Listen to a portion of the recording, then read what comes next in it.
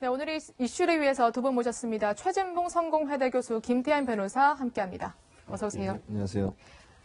네, 김관진 전 국방장관이 지금 영장실질심사를 받고 있습니다. 검찰에 출석하면서 어떤 모습이었는지 또 어떤 말을 했는지 한번 확인해 보시죠. 이명박 전 대통령께 보고하신 거 인정하십니까? 사이버 살해장 내용 이명박 대통령이 보고합니다.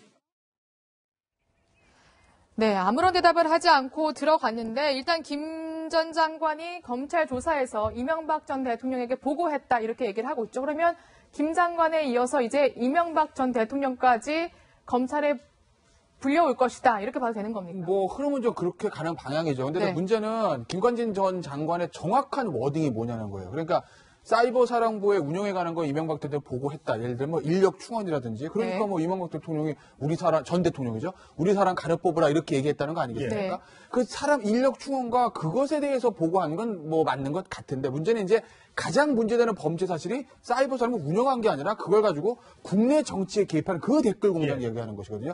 그것에 대해서 이제 보고했는지 거기에 대해서는 검찰에 가서 얘기하지 않았답니다. 그렇습니다. 예. 그게 결국 그게 문제거든요. 그러니까 검찰과 이명박 전 대통령이 보는 시각이 다른 거예요. 검찰은 어차피 운영에 대한 거 보고를 했다고 하게 되면 그 앵커가 지적했던 그런 문제들 정말 국내 정치 개입한 그 댓글도 보고했을 것이다라고 보는 것이고 예. 아마 이명박 전 대통령 측은 무슨 소리냐 김관진 전 장관 그 워딩 잘 봐봐 운영에 대한 거를 보고 있지 누가 그 댓글 공작은 난 몰랐는데 그건 구체적으로 보고받은 적 없는데 아마 이렇게 얘기할 것이기 때문에 그러니까 네. 이제 김관진 전 장관의 그 진술을 양쪽이 다 어떻게 해석하냐에 따라서 운명이 갈리겠죠. 네. 김관진 전 장관은 지난번에 출석할 때는 이 군인들이 군 사이버 사령부가 본연의 임무에 충실했을 뿐 결코 나쁜 일을 한 적 없다 이렇게 얘기를 했었습니다. 일단 김태현 변호사의 얘기처럼 MB로 이명박 전 대통령으로의 수사가 확대될지는 아직 모르겠습니다만 네. MB 쪽에서는 굉장히 불쾌한 반응을 내비쳤다고 하네요. 그렇죠. 과거 정부에 대해서 자꾸 들추면서 불쾌한 반응을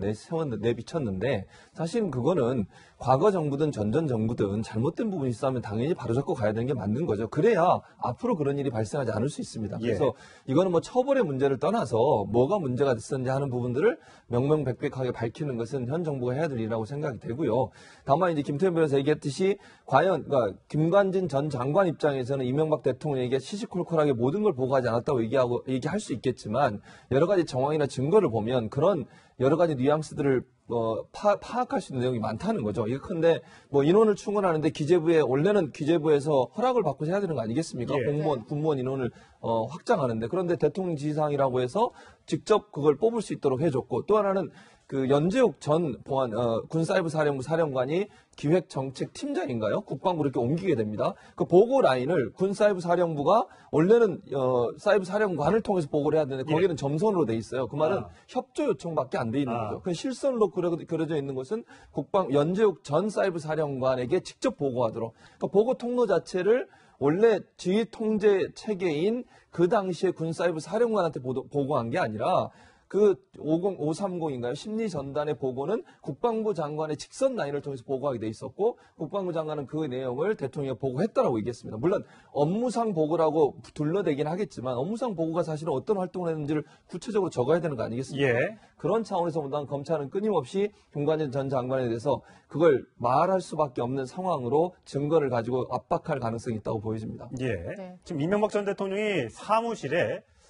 출근을 원래 하기로 해서 저희 기자가 현재 사무실 가 있는데 9시 20분쯤 출근할 것이라는 예상과 달리 9시 50분쯤 지나서 오늘 출근하지 않겠다라고 얘기를 했다고 합니다. 어제는 뭐 어제 얘기는 아니군요. 이달 초에 핵심 측근과의 회의에서는 자꾸만 이 과거에 나라가 과거에 이렇게 발목이 잡혀서 앞으로 나가지 못하고 있다 이렇게 얘기를 했다고 합니다. 뭐 이명박 전 대통령의 입장에서 보면 저렇게 얘기할 수 있죠. 어쨌든 지금 뭐 전 정권도 아니고 전전 정권의 문제인데, 그러니까 이명박 전 대통령 입장입니다. 예. 뭐 이게 적폐청산이라는 게 제도 개선을 통해서 재발 방지 쪽으로 가야 되는 거지. 미래를 위한.